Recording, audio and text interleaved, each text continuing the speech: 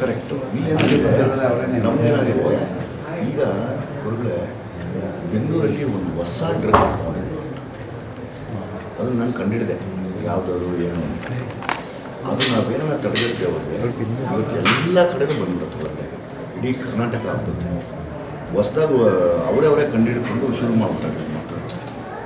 ಅದರಲ್ಲಿ ಒಬ್ಬರಿಗೊಂದು ಕಿಸ್ಮೆಟ್ ಅಂತ ತೋರಿಸ್ತೀನಿ, ನಮ್ಮ ಕೈ ಹೆಂಗಾಗುತ್ತೆ ಇದ್ರ ಬಗ್ಗೆ ತುಂಬಾ ತಲೆ ಕೆಡಿಸ್ಕೊಂಡು ನಾನು ನೀವೆಲ್ಲ ಸಿನಿಮಾದ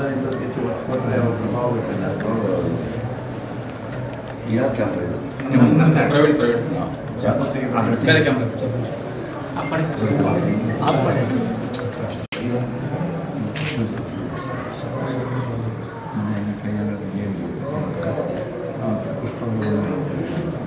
ಆದಮೇಲೆ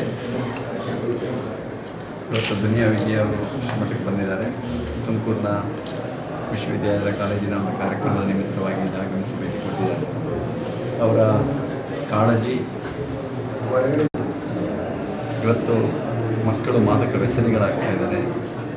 ಅದರ ದುಷ್ಪರಿಣಾಮವನ್ನು ಮಾಡ್ತೀನಿ